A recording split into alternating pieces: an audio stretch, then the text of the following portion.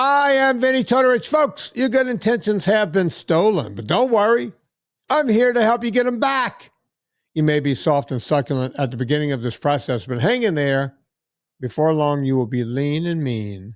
That's a guarantee. It's the Monday show. You know what that means. She comes in every Monday, whether we want her to or not. I'm talking about the beautiful Miss Anna Vocino. Yeah. Whether we want her to or not. Yeah, There might have been a few weeks over the years that you have not wanted to. Well, look, I mean, I was getting ready to start the podcast. I wasn't going to tell you anything. But there you were. Like, oh, I guess she showed up. Showed up. Yeah. I'll bring her on. I'm like, hey, bro, what, we're doing this or what? Hey, broski, bro Namath. Hey, bro Namath. Yeah. Hey, bro Namath, but you better hit record because we got us a podcast to do. Yeah. We got to start working. By the way, Anna, I don't know if you realize this, but we are only 1 week away from you closing the thing, right? Vinnie? 1 week. That's it. What a roller coaster. Yeah. From closing the equity crowdfund of Eat Happy Kitchen. Mm-hmm. What a wild ride. And by the way, people have been stepping up in a really major way. This community is amazing. Yeah. As I'm sure you know, because of doing Kickstarters for your movies and the people in the VIP group and the people in the groups and the boards. And despite the folks saying, who's Vinnie? Who's Anna? Yeah. People are stepping up in a major way. So thank you. And if you're interested in doing that, I posted a webinar link where I did for an hour and answered questions and talked about what we're doing with the company. Cause I'm shocked. I'm shocked to find out that people don't listen to this podcast regularly when we are here every week to help you stay motivated. If I can steal your phrase for a sec. Look, there's podcast overload.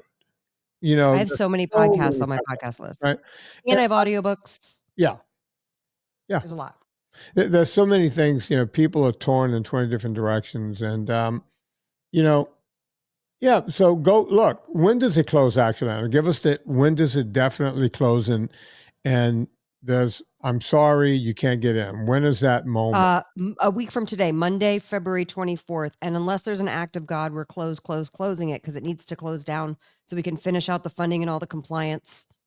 So is that at midnight, Monday night going into Tuesday? I guess I don't know. I know that probably if you've made your investment, even if it hasn't funded yet, I'm sure they'll follow up and do the due diligence to get everybody in there.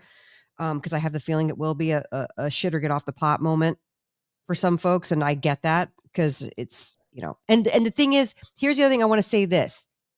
Somebody wrote that they believe in the company so much, they don't have any money. They scrape together money to get in at the minimum $350. And I got to tell you guys, that to me is like, holy shit. I would say don't do that.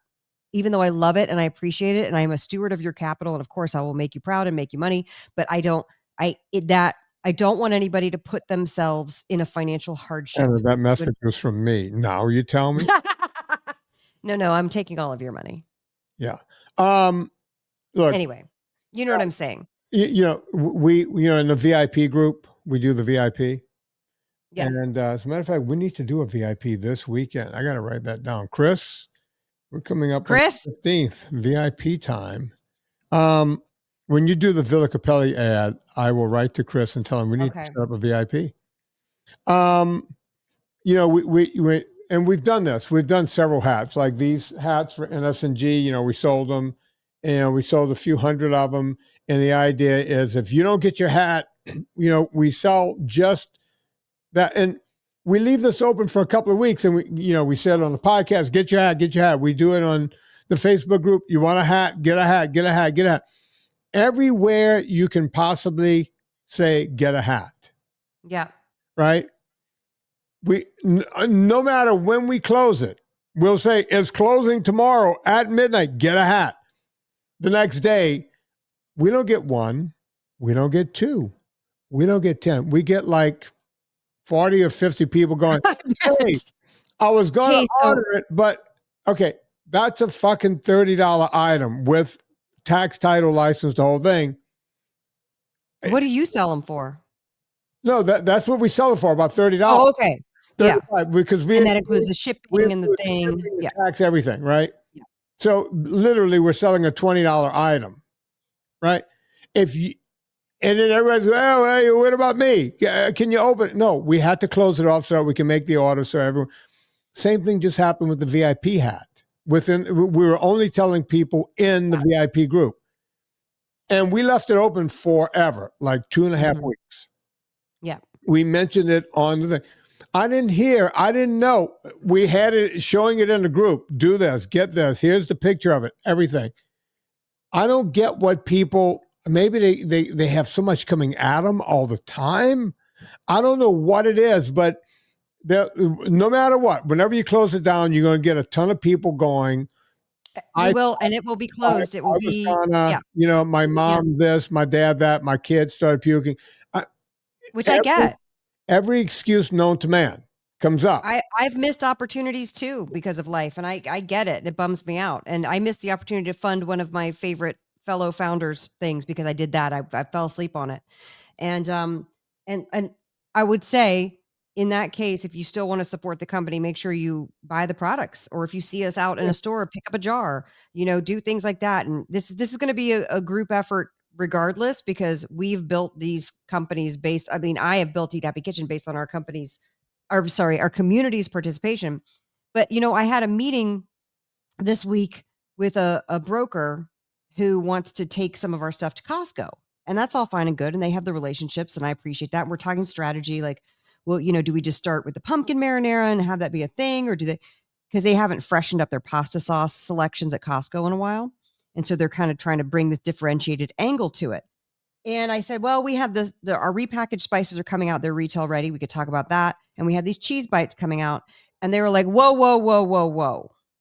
You're doing too many things. Right. And I was like, why? Why is that too many things? Like, what's wrong with wanting to see a gap in the marketplace and fill it in? Do you think they told Mark Sisson, who has 1 million SKUs with Primal, "Yay, Mark, you're doing too many things"? No, they're like, give us the dressings, give us the salsa, give us the pasta sauce, give us the ketchup or whatever he does. You know what I mean? I'm like, no, I'm going to do too many things because our grocery stores need clean food. And I want anybody to walk into any grocery store in America and see Eat Happy Kitchen products across the grocery store, go, I can trust that that's going to taste good and that it's really clean. So I don't give a shit when brokers like, stop, ma'am. Yeah. You're doing too many things. I say, up your nose with a rubber hose. And that is my professional response. Wow. Do you know what show that was from? Up your nose with a rubber hose? Mm-hmm. We just said it on the playground as kids. What's it from? That's from the show Welcome Back, Kotter. Oh, it is? Yeah. Well, I was the target generation for that. That was one of Vinnie Barbarino. We were in elementary school. Yeah, that was one of Vinnie Barbarino's things. Up your nose with a rubber hose. Like everybody, like Fonzie's thing was, hey, whoa, and the audience would just laugh, right? Yeah. I never understood that. It's like the first time I heard "up your nose with a rubber hose," I went, "Oh my God, it's the funniest thing they're saying that on television." And then, like 3 seasons later, yeah, 3 seasons later, there was one. I didn't know that was his catchphrase. There was a show called "What's Happening." Oh yeah, and there Dwayne, Rerun, Raj, and little D, who was the trouble starter. Yeah, D. So you know what you remember what D's line was? No, I can't remember. Ooh, I'm gonna tell Mama. She was a little rat. The audience would just crack up. D was the villain in that show. Yeah. Do you remember? Shirley was hilarious. Yeah, Shirley Hemphill. Shirley Hemphill. They had used her real name. She and Rerun were always going at it, sassing back and forth. Do you remember? You might not remember this. In the NFL, when that show was popular, people started doing. You know how they'll do the Rerun dance. No. Oh, they had a picture of D and a fence next to it for defense. Oh. I want to That's awesome. Ask your husband. I think it started in Pittsburgh he would probably know. Or Philadelphia. One of those teams started the defense where they had a cutout of D with a fence. And then that became a thing for a while, the You defense. know how you know all the songs and all the music? Yeah. My husband knows all of the 70s and 80s sitcom stars, like their actual actor names, ancillary actor. Like he knows, Really? I think, because we were all raised in front of screens, let's be honest. Yeah. The TV was our babysitter. And Yeah. I kind of am proud of that. But then that's why I said up your nose with a rubber hose. I didn't even realize that I got that from Welcome Back, Kotter as a child. That was Welcome Back, Kotter. All right. I'm looking it up. All right, we're talking about fitness today. We are. Vitamin D deficiency. You sent me an interesting article. Hang on. Okay. Hang on. All right. This is one John Travolta, Vinnie Barbarino, Welcome Back, Kotter.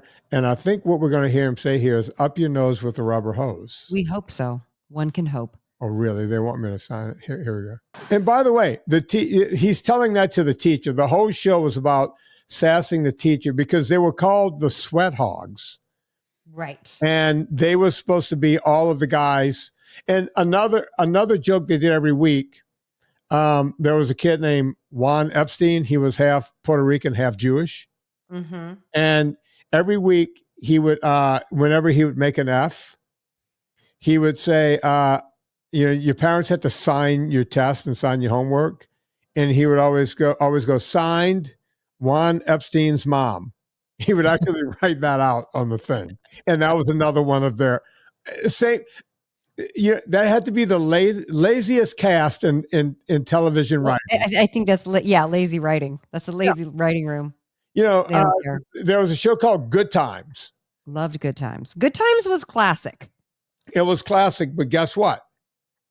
What? You would wait the whole show to hear the comedian go, Dino AJ Walker, say Dynamite. AJ Walker. Mm-hmm. And sometimes he would do Esther Roll was a legend. Yeah. Esther Roll was iconic and a legend and all the things. Oh, Amos, that guy said, Amos, whatever. I can't think of his name. No, his character was James. Was he James Amos, though, in real life? Maybe. Yeah. Again, it was like this iconic cast. And a young Janet Jackson. She was the neighbor. That's right. That's right. She was Penny, and her mom was Thelma. That's right. And Thelma was one, I want to say Thelma was one of the she was so funny. She was Dawn on Tony Orlando and Dawn. That's right. I think she was Dawn. Mm-hmm. And by the way, one of them, I had a crush on her. The sister, sure. the girl that played Thelma. Yeah. Oh, that's right. Thelma was the sister. What was the? She was JJ's sister, and she was a smoke show. Like I was in love. John Amos is James Evans. Okay, what was Thelma's real name? Oh, Willona was the neighbor. Janet Dubois. Bernadette Stannis was Thelma. Yeah, come on. Are you seeing a picture of her right now? Mm-hmm. Come on. Gorgeous. Yep. Yeah, I had a crush on her. Yeah. Oh my God, Jimmy Walker. Yeah. All right. So let's get off of this. We got lots. Okay. Also, too, we're going to talk about vitamin D deficiency, but also, too, we said we were going to do a 101 about running, like triathlon, how to get from the couch to 5K to 10K to half marathon endurance. People who are interested in this. So, all right, let's talk about that first because I promised it, and I want to make sure. And we, if we don't get to the vitamin D deficiency, we could do it another day because I know you have a heart out. Oh yeah. So we'll get it. A lot of people come to me with a lot of workout stuff, right? And folks, I'm going to start with this. You can't start in the middle or at the end on anything. And I know that sounds elementary, but it's not. We all look at Instagram or TikTok or YouTube or something, and you see these athletes and they're all ripped out and they're all, oh, you just got to get out there and start running and riding a bike and all this. And they show you their bricks and their splits and all this different kind of stuff. And then you guys go out there and try it and get hurt. And then I get the phone call. Mm-hmm. Right? Mm-hmm. How about you give me the phone call before you get hurt? To get the plan in order? Right. So, look, you know what? Hang on. Maybe I'm misrepresenting because I don't write I refuse to write, programs for triathletes or marathon runners anymore, anything like that. I don't mind helping people, the novice, trying to get from the couch Okay, to a 5K, right? that's what I'm asking about. Let's take that person, the person who's like, I feel better. I've been doing NSNG for a couple months now. Maybe I'm down 10 pounds, 20 pounds, 30 pounds. And you naturally start to feel that, I want to move my body. I want to do, we've already covered Right. cardio 101. We've covered weightlifting 101, and go back and listen to those, y'all, if you haven't heard them. But now, like, you know what? I want to try a 5K, but I'm too scared to sign up for a 5K without having not run more than done a walk run for 30 minutes. So what does that person do? Okay. So let's say the person gets to a 5K. A 5K is pretty easy to get to, right? Because they have them all the time. There's one in a town near you, if not in your town. So, a lot of people, if they're really overweight, they'll go, my goal is to walk the 5K the first time and then try to improve on that time. And as they lose weight, they start jogging it and on and on and on. And other people are already jogging it or running it or whatever. But the bottom line is they go from the 5K after they do literally one. And I think most people think, oh, I could just go to the 10K, right? So you're going through basically 3 miles and you're doubling it. And on paper, it doesn't seem that difficult to go from one to the other. Well, and can I explain too, when you do your first 5K or your first one in a long time, you have adrenaline is strong enough to carry you through that 30 minutes. Right. So you're like, oh, great. I could easily double that. Well, right. Yeah, but the doubling is where the problem comes in. Right. Right. And that's where the wheels start to come off the cart. And they might not come off the cart. So they go right from the 5K and they double it. And next thing you know, and by the way, they'll see their friend at the race, and the friend's going to go, oh my God, Cheryl, you did so good today. There's a 10K coming up next month or in 2 months. And Cheryl's is that too soon to do that? Yeah, because you want to really take your time and inch it up, right? And doing something 4 weeks later, I tell people you should do at least 5, maybe that's too many, maybe 3 5Ks before you do a 10K. Meaning, spaced how far apart? Spaced out. Well, you're not going to have them every week, right? And you got to inch up. And when you're training, the first one you're going to maybe struggle through. The second one you're going to learn how to pace yourself and how to do things. The third one you're going to figure out how to do things. You're going to get more used to, oh wait, maybe I should take a leak before the race starts because at mile 2 I had to pee like a racehorse. And you'll start learning things, right? And you'll start learning where the bear jumps on your back and how you need to work through that. And while you're doing those at least 3, if not 4 or 5 5Ks, you can start figuring out how to go a little longer, right? So even though you might be going, instead of 3 miles on your longest runs, you might be going 4 miles. And then you might start going 4.5 miles while you're doing those 3 to 5 5Ks. Does that make sense? Yeah.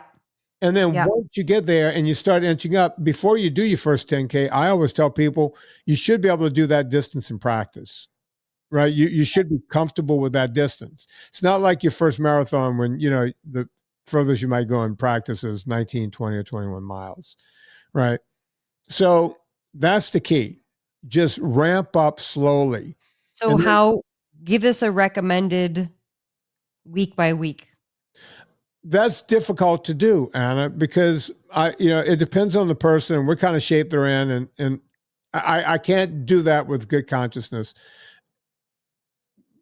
Someone might be 300-pound runner. Someone might be 160-pound runner. I don't know. Right. I would tell Tim Mallion the same thing I would tell Kurt Lapierre. Right. Right. And, I wouldn't tell you the same. I could go on and on and on, but it's good to do a bunch of them and get the feeling, right? The guy speaking of Tim Mallion, the guy that's doing it right is Scott King, right? he ran a 5K. He just kept running and running and running and got better and better and better and ran a 10K and, on and on and on. Maybe there's not a lot of 5Ks, but you just keep running. You don't like just start increasing just to get to the next one. Just because there's a calendar that says there's one coming up in a month and a half, that's not going to serve you well. At some point, you're going to break down. The way you become a good runner or cyclist or anything else is to inch up slowly, right? You got to become hardened to these things. You have to get used to them. Your mitochondria has to catch up. If it's running, your bones and ligaments and tendons have to catch up, your muscles, right? Your mitochondria, all of it needs to catch up. And you're not going to do it as fast. I know you think you're tough and we're all tough, but you need to inch up to get to these things. And do that via zone 2 training? I would do it all in zone 2. Okay. And then after you get to the 10K, I would do several of those before you ever consider, because the next step is half marathon, right? Which is double a 10K. A 10K is 6.4 miles. I can't remember exactly, but yeah, just right at about 6.5 miles. And as it turns out, a half marathon is 13 miles. So your next move up is now the 13 miler. 13.1 because the sticker. Yeah, the sticker says 13.1. So if you stop at 13, you won't cross the finish line, folks. You got to go 13.1 to actually finish it. Yeah. So that's why I would stay at the 10K mark for a long time. What do you mean a long time? A month, 2 months, 3 months? No, a month is nowhere near. 3 months is not even close. You need to, again, get hardened to that, let your body catch up to that. Everybody wants to move so fast. That's why I always say they go from the couch to a marathon back to the couch in no time. It's a whirlwind of people going, I can't tell you the number of phone callers that talk about, I want to get back. I did a marathon 10 years ago. What happened? I was a couch potato. I did A, B, C, and D. Before you know it, I was running 20 miles a week and I was doing this and that and the other thing. I ran a marathon. What happened after that? I went back to my couch, grabbed the ice cream and called it a day because they were burnt out from the whole thing. They didn't even want to run the marathon. And you'd rather see somebody, if they want to run, instill the habit of a certain number of times a week doing a run that's right, that they're going to do and execute, and at least 4, if not 5 days a week with different intervals, like on Monday, if your big run is on a Saturday, I put people on Tuesday, Wednesday, Thursday, short runs, take Friday off. Your longest run is on Saturday. And right now, your longest run might be a mile, right? I don't know what it is, right? But whenever I used to write these programs, I would inch them up every Saturday, but during the week, it would be the same short runs, right? You're not inching up the week. You're living for Saturday, and then you lick your wounds on Sunday on an easy run, and then you take Monday off, go to yoga class, stretch, do whatever you want, and then get back into it. I did that with ultra cycling. And everyone else that I trained for ultra cycling, they were like, they think people like me or Dean Carnesi and Mike McKnight and all these people, they think we're mutants and we just wake up every morning and start running until we can't see straight and fall asleep. You got to take days off. Your body has to absorb the fitness, right? And after I finish writing that's the technical term. Yeah, it is. Absorb the fitness. Absorb the fitness. Vinnie, you better trademark that because I like that. And by the way, I'm writing these these weightlifting routines right now. I'll probably go back to writing other routines. If people like these, I'll go write the aerobic routines for people who want to learn how to go long. Because my deal was, if you were a client of mine and you wanted to get to the marathon and you wanted to spend the time it took to get to the marathon, and at first you couldn't run at all, I wanted you to finish that half marathon and that marathon with a smile on your face. You see so many people going across that finish line, and it looks like they just got released from a death camp, right? It's horrible, right? It reminds me of that scene of the little girl running in Beirut from about 30 years ago. Right. I don't mean to make light of that situation, but it's like you shouldn't look like you're running from a bomb in Beirut. You should, cross the finish line with like you're happy and proud of yourself and going, look at me, right? That's what I'm trying to get people to. And you have to do that slowly. You have to take your time. If any of this worked fast, I would tell you how to do it. I'm sorry, I can't come up with something that works fast. It just doesn't work that way. So I like that you gave a schedule. Say again? I like that you gave a schedule. I mean, that was helpful. So what if, let me ask you a couple questions. What if somebody did Monday, Wednesday, Friday, but even runs? Is that you're saying you have to do a long run once a week in order to increase your distance endurance? Okay. Is that the reasoning behind that? Monday, Wednesday, Friday splits the week up too weirdly. Okay. Okay, so we're going to use, since most people have, 9 to 5ers, 5 days a week, we're going to start Monday as the first day. Okay. Okay. So tell me when you stop following along. So Anna, let's say right now you're capable of running. I hate to use miles. I'm going to use time. Okay. Let's say I interviewed you and you can run 30 minutes at a zone 2 pace with no knees or ankles or hips or anything hurting. And that's about where you are. Yeah. Right. And you told me that I'm good with hiking. I can usually hike or walk for upwards of 2 hours, no problem. Right. Okay. I would tell you Monday, first day off. So your first day is a day off. Okay. Now, on Monday, I want you to do active recovery.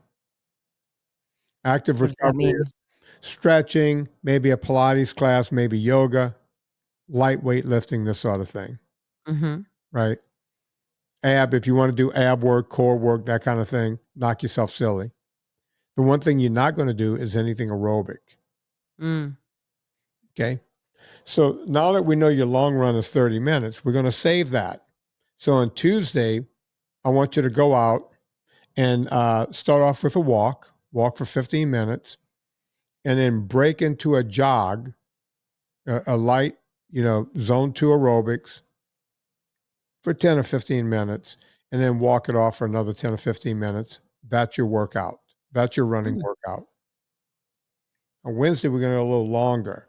We're going to do the same kind of warm up, about 15 minutes. And I want you to go 15, 18 minutes, right? Something like that. Take it down to a walk 10 or 15 minutes, call it a day. On Thursday, you're going to do exactly what you did on Monday, right? Warm up for 15 minutes on a walk, run for 10, 12 minutes. Tuesday, what you did on Tuesday. Oh, Tuesday. I'm sorry, Tuesday. That's right. And then knock it back down to a 10 or 15 minute cool down, call it a day. On Friday, you're going to repeat Monday. You can do stretches. You can go to a yoga class, go, active recovery. And if you want to go for a walk, that's fine too. If you want to hop on a spinner for a few minutes or something, anything but running. Active recovery. Let your system relax. Now, Saturday, we're going to go out and do our long day. That's 30 minutes, right? You're going to warm up for about 15 minutes on a walk. You're going to break into a jog, and you're going to hold it for 30 minutes and then shut it down and walk for 15, 20 minutes, whatever you want to do, and then go grab Starbucks with your friends, whatever you guys do. Sunday, you're going to start off by doing half of what you did on Saturday. So since your active portion was 15 minutes, that's the amount of time you're going to run on Sunday. So you're going to warm up for 15 or 20 minutes, run for 15, and then cool down. Then you're back to Monday, and that's your off day. Now,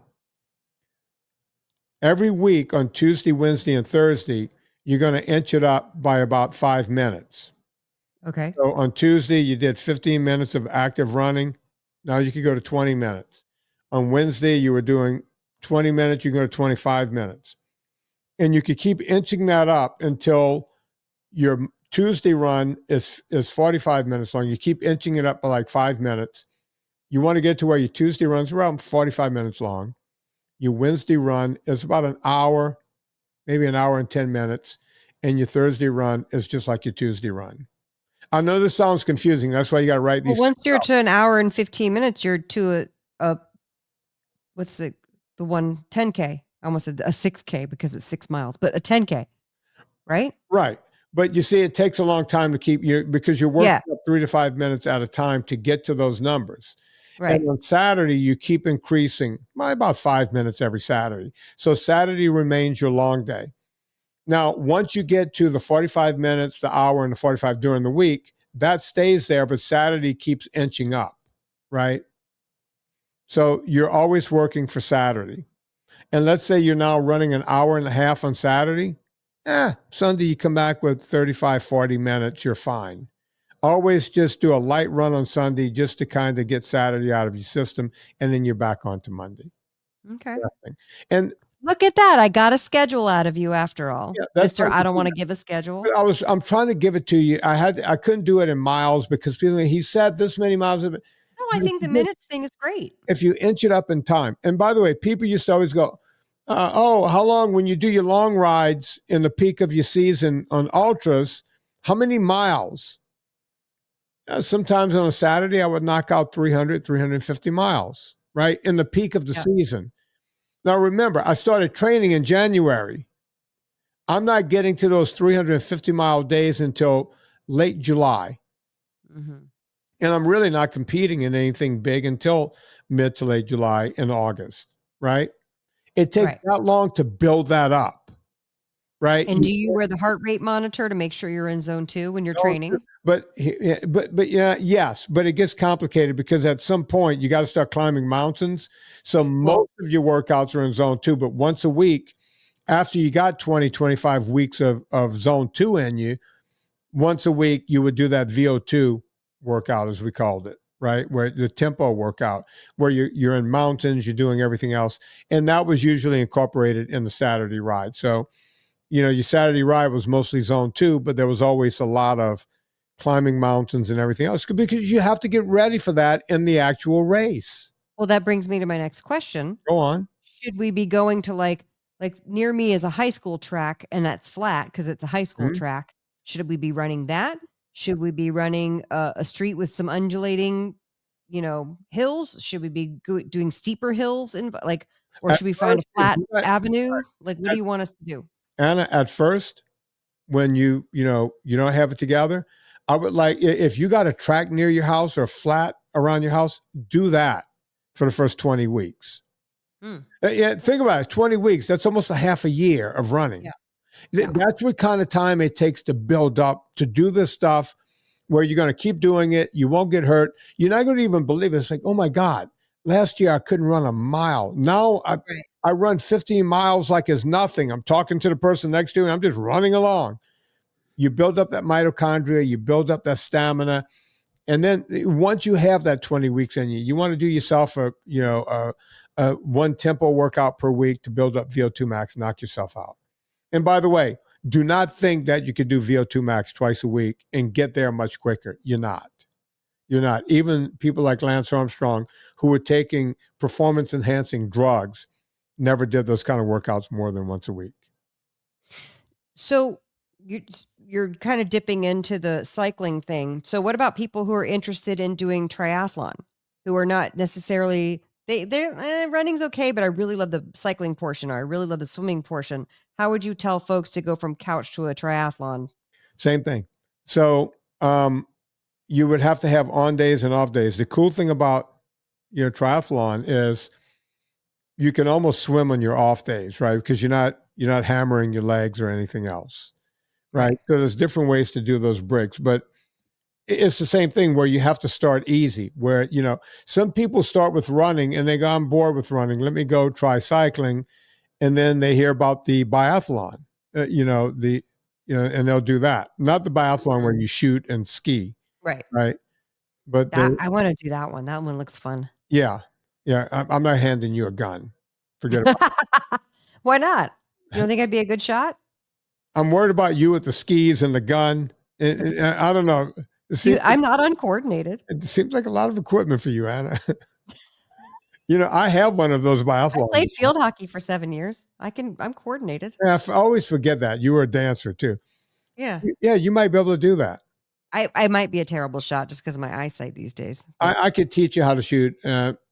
I have a biathlon gun. You know, You do? yeah, I do. That Yeah. doesn't surprise me at all. It's an end shoots. It's the one that they use in the Olympics and everything else. You know, that gun. Anyway, yeah, that's a really tough sport. But triathlon, you know, they'll go, oh, I'm enjoying the bike. I'm enjoying this. There are two types of people. Well, basically two that get into triathlons. There's swimmers who get bored and they start running or riding a bike. And they're actually great swimmers. As a matter of fact, you can always see the ones that were champions in college and maybe made it to the Olympic trials or whatever. They're getting out of the water first. But by the time the 112-mile bike part is over with, Right. they're nowhere to be found. Right. So they're great swimmers who, oh my God, this guy is beating everybody by lengths. And then they get off the bike and say, where was that guy? Right. Yeah. So there's that. So, but it all takes time. And I'm not going to get into a whole boring, this is how you do a triathlon, but you have to start somewhere and then start playing with the other sports. And then there's there's programs you can download for free online where it shows you how to do bricks, right? You're not doing everything every day. A brick means you're doing 2 of the 3 sports. Like you might be on the bike, right? And you go from the bike to the run. You know, you get off your bike, you put the bike on the back of your car, lock it up.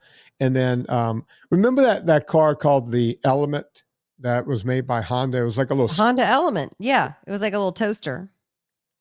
Triathletes loved when that thing came around because it was small and you could get back to the parking lot where your car was, put your bike in that Element and throw your running shoes on and take off. They loved it. They loved it. And yeah, a lot of triathletes, and you have the Element because you couldn't see in the back, you know, so no one's going to go steal your expensive bike. But yeah, that's kind of how that works. You start doing a brick. And I'm not going to get into the whole thing, but then sometimes can you define brick real quick? I don't know what that means. 2 of the 3 because triathlon is 3, right? It's you swim, you bike, and then you run. So when you're training, you don't do all 3 on the same day, right? Right. You do a brick, which means 2 of the 3, right? So you might ride the bike for X number of hours and then do a short run after it, or sometimes you'll do a long run or you'll get out of the pool, throw anything, and go for a run, right? You break it up like that. And it's too long and involved to talk about it here, to be honest. So here's, for me, the swimming part was always what I didn't like. And I know people love to swim. And it's not even the swimming part. It's the swimming and getting out and then having like squishy underwear or shoes because you're all wet. What do you do I know that sounds like a stupid question, but that's literally in my head what I instantly go, nope, don't want to do that. And in the early 80s, obviously they handle it. In the early 80s, I did a couple of triathlons because and that's back when I was still muscled up, you know, like conch shell guy, right? But they were coming around. And I was able to run in the teens on a 5K, right? And around New Orleans, that's amazing. Yeah. Yeah, I was pretty fast for a big guy, right? Yeah. So around New Orleans, they had a lot of not a lot, but you know, we started hearing about these triathlons around 1982 or 83, something like that. And it was like, yeah, you go swim in Bayou St. John over there in New Orleans. You just hope you don't get any water moccasins biting you, and you get out. And when you get out, you ride a bike, and we rode like around Bayou St. John, up and down around, you know, on that road. Bayou St. John goes right through New Orleans, right? It's a bayou that's in the middle of the city. And if anyone's interested, it's out towards the west end of the city. And then you go around, you know, you do loops. And by the way, they were making up distances. You swim for, you know, half a mile, you get out, you know, there was a buoy, you had to go around and come back. Yeah. And then you had to get on the bike and, you know, do 12 miles or whatever that they could figure out. And then you go run for 2, right? So you get out of the water back then, and we didn't know what to do because there was no triathlon. So my question is fair then. Well, it was like, well, do we get in the water with our bike shorts? Because bike shorts used to have actual leather in them. They called them chamois, but it was made from really soft. I still have a couple of pair. They're all stressed out and everything because, you know, they lose elasticity. But I kept them for that reason. The chamois used to be made of deerskin, if I remember right. It wasn't made from chamois. Well, the ocean, or bayou, is it freshwater? Yeah. Muddy fresh. Okay. I was going to say, if you're swimming, I'm thinking of the ocean, you know, because on the East Coast, we would do the ocean for the triathlon. I'd be like, that would really. Well, here's the thing. Some guys were like, I'm just going to get in that water with my cycling shorts. Now you're getting out with a big, heavy. Yeah, you got a load in your pants. Yeah, you know, you're not squishing. Now they make all of these things. And so what I was one of the guys that, you know, I had a friend there. I was like, listen, you stand next to my bike. I come out of that water in my Speedo because I'm Italian, right? You got to wear a Speedo. Yeah. And a lot of people wore the Speedo. But what we did, there was no place to run into to change. It's like you come out of the water with the Speedo and you do what you do, the surfers do on the beach. You wrap a towel around, you drop the Speedos, you pull your cycling short, and you had trouble getting the cycling shorts up because your legs are still wet. Yeah. Right. And then you would just go, all right, let me throw a shirt on and boom. You would go. Your shoes were hooked to your bike pedals already. You would just get on the bike and then kind of slip them on. So, yeah, we had to wrap a towel around because either that or you're just, you know, winging it out there and your balls flying in the air and everything. And at some point they start, you know, guys were like, fuck it, I'm just going to hop on the bike with my Speedo. Why wrestle on something else? It's only 12 miles. So that's when you start seeing people. You won't get super chafing, right? It's only 12 miles. So you'll see triathletes now, they don't even, some of them don't change, you know, at all. Right. Because you lose that time. Yeah. That's all part of the time you do. Burning daylight. Exactly. But that's for the sprints. I think the ones that do the 112 miles, they run in, but you run into a place now, and the only people I can see are the other people that's changing. So no one's looking. Oh yeah. Well, that's fine. So I was going to say, isn't that so crazy? Like you can't just change your clothes real quick because we have all this thing with nudity. Like you can't be nude. God forbid. You just take your pants off and put on other pants for a race. But whatever. So I didn't know they had a little thing that you do that. That's smart. Yeah, you run in, but by the time that was going on, I was training other people. I wasn't running triathlons anymore. Right. So that kind of became the order of the day. You just run in. The men ran in through this side, the women ran into that one, and you had a little private boom. Yeah. And if you're one of the top people like the pros, they have your bike right there. Right. Everybody else has to go get on their bike in a row of fucking bikes, like, you know, this big cavalcade of bikes. So if somebody hears this episode and they're like, I have been interested in this and this inspires me, I want to do it. Can they book a consult with you and then you will talk them through a schedule? I know you said you won't, but you should do that. I've done it for people, but don't waste your money on me. I'm begging you not to waste money. You can find better programs online, you know, than what I can write. And we actually had that guy on the show, God, years and years ago. Tony, what's his name? Oh, we had Zach.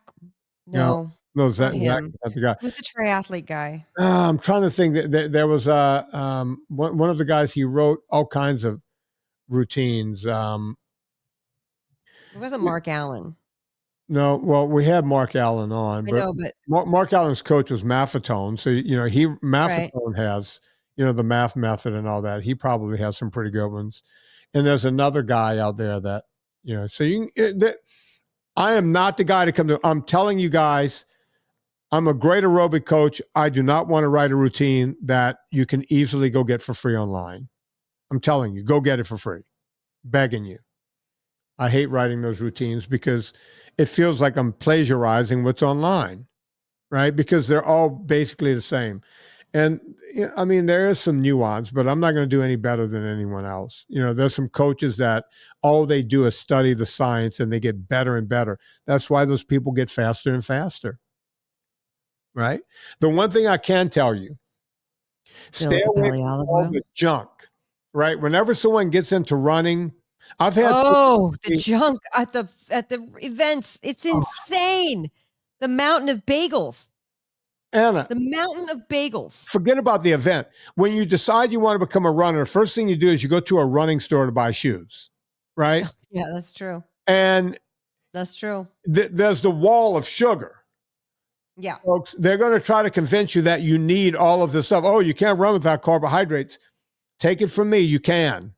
You can run. You can cycle. All the live long day. And you don't need all of these carbohydrates. I've been proving it for years. I've done ultras. And people like Mike McKnight and Zach Bitters, aforementioned Zach Bitters, they're still proving it over and over and over. Right. Mike McKnight is getting some FKTs. That means fastest known times on a lot of these routes. And Okay. say again? I said, okay, sir. Good job. Yeah. So I know a guy getting FKTs. Yeah, we send him all the ultra salt he wants. He uses my products, ultra fat, ultra salt.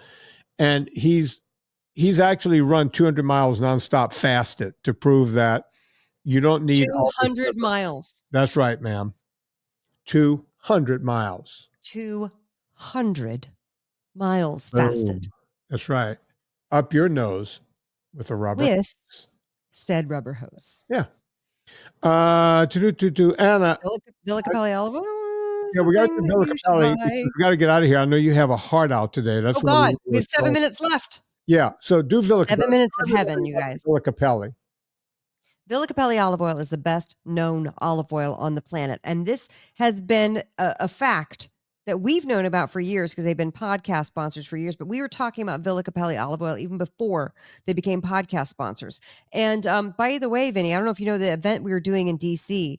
There were many people there who I stayed at with that fated trip in 2011 before we started this podcast at the Villa when we first met Paul and came home with a bunch of Villa Capelli olive oil. Now, look at all these years later. We no longer have Paul, sadly, but we have his olive oil. And Stephen Crutchfield keeps the company running. It is the highest quality olive oil that you will ever taste in your life. It has a fragrance. It has a taste. It has the pinch. It has the little peppery finish because they harvest it early in the season. And sometimes it's very hard to get on their website. So check out villacapelli.com. Make sure you use the discount code Vinnie, VINNIE. You'll get 10% off your order each and every time. Now, Villa Capelli is spelled VILLA. Capelli, CAPPELLI. Villacapelli.com. Use the discount code Vinnie. Get 10% off your order. Make sure you get your cart size to around $140 to $145. So when you use that discount code, you get free shipping. This is very important. It is expensive to ship olive oil and all the fun things that they sell at the site that they make at the Villa, and then they send them over to us here in the States, and we get to buy them and enjoy them. So use the discount code Vinnie. Make sure you buy enough to qualify for the free shipping, and enjoy your life because you've had the best olive oil on the planet. I'm going to tell you guys one last time. You have 1 week, but don't wait the whole week. Go right now and look, I'm trying to beg you guys to do something good for yourself. Anna Vocino's, what's it called, Anna? I just call it the crowd fundraise, the equity fundraise. You're basically investing in the company. You will own a piece of Eat Happy Kitchen. Yeah, you will own a piece of Anna Vocino. I'm an investor, and I did not do this to help Anna out. I am nice. I did this for myself because pure greed. Look, this is an IPO for the lack of any other term. This is what's her name? Who went to jail? Snoop Dogg's friend. What's her name? Martha Stewart. Martha Stewart went to jail for this. Now you could do it for real. You could do it. You could be like Martha Stewart. You're getting an IPO and you don't have to dump this stock. You hang on to it. It's only going to go. Martha ate a lot of shit about that case. She should not have gone to jail. She should not have gone to jail. They made an example out of the wrong woman. And you know what? She went to jail and she made jail a better place. That's what I love about her. That's what I love about her, folks. Well, of course she did. Yeah. Just like I'm going to make the world a better place with Eat Happy Kitchen.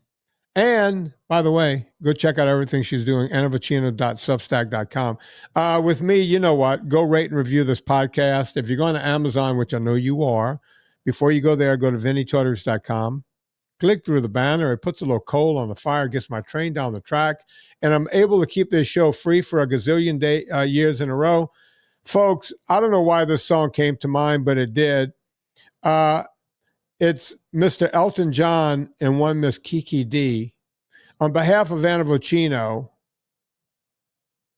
put life into living and do it with these two.